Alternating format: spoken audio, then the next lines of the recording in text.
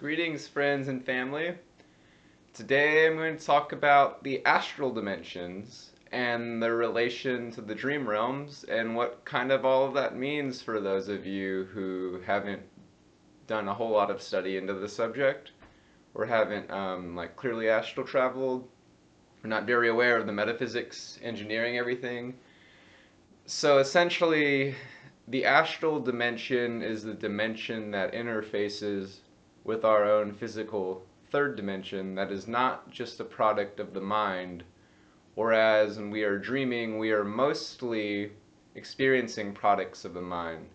So when you are sleeping, that's what you look like. And when you're astral traveling, that's what you look like. But the difference might be in a dream, you imagine that in a closet at your parents' house, there is an old wooden spoon on the ground. And so you go there the next day and open that closet, and there's not a wooden spoon on the ground. But if it was an astral experience, you go there the next day and you open the door, and in the same vision you had, there is a wooden spoon on the ground. But the two are very connected because quite often recently deceased people will come into our dreams and give us information that pertains to our life. And that is not always necessarily astral traveling, but the veil is kind of thin between the two. And a lot of the time we involuntarily astral travel at times when we dream. And so it's good to start becoming familiar with these things because a lot of religions, say Christianity, they may mistake astral traveling for heaven, and even in Buddhism, certain states of white light, because you have a primordial dimension of white light, which the sum total of our physical universe is light, and electromagnetically that would be white light on the spectrum of energy. Now that's the type of white light that is more the Akashic record with the pineal gland. When it's flipped inside out, the rods and cones in it can filter and sift through information. But then there is a white light dimension beyond that, which is what samadhi, meditation, and yoga union, kundalini shakti, opening the third eye, opening the crown, energy going to a more higher dimensional domain established outside of our white light sphere. And astral traveling is kind of, will expose you to all these phenomena. And even marijuana, like a lot of people who smoke marijuana, marijuana will expose you to like the subtle body, the chakras, higher frequency tones that you can hear, more phenomena of realizing you're more than just this body. But the issue with marijuana is that we have these dimensions, the astral dimensions and the spiritual dimensions. Marijuana takes us from here and puts us up. But these dimensions are only really reached when the mind is silent. And all drugs excite the mind, so they can be useful in developing your awareness of more to existence than just this body and this dimension. But ultimately, they are self-defeating as tools for ultimate awareness of spirit.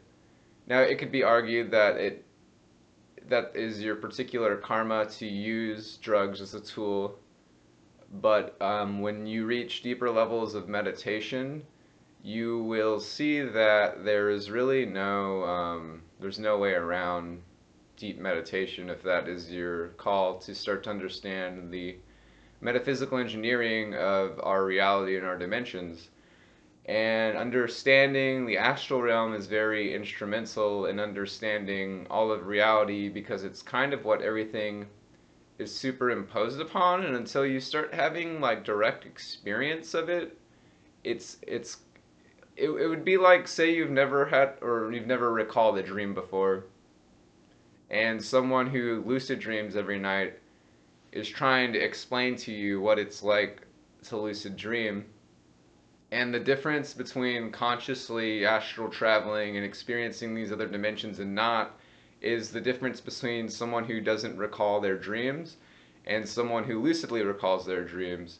And so, within the spiritual community and when advising people on spirituality, unless you have direct experience of like deeper states of meditation and astral travels and stuff, you're really like you're speaking just from knowledge if you've never experienced those things, and it can be really easy to misguide people. Is my whole point. There's a lot of people talking who necessarily haven't been exposed to these phenomena, so they don't really have they have like the right map to point you there, but they don't have the experience. And my whole point is getting these base concepts down of this is what dreaming is. These are what astral dimensions are. Here's what spiritual dimensions are.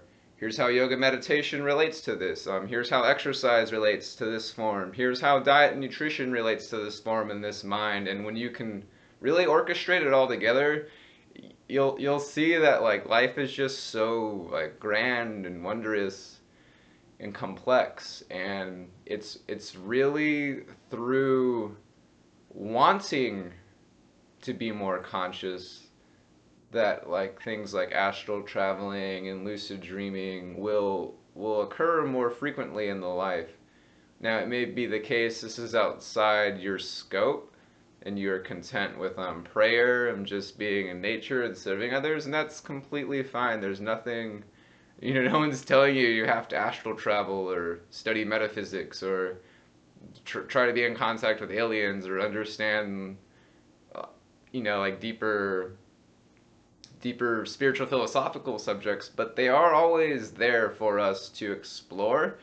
And my whole point is being safe and being loving and not being reckless, because if you go too far into this stuff, what someone explained it as, you're like a kind of like a fish out of water at a certain point, and you're very imbalanced. And I observe a lot of imbalance. I have been imbalanced on both spectrums, and I'm finally now centering more.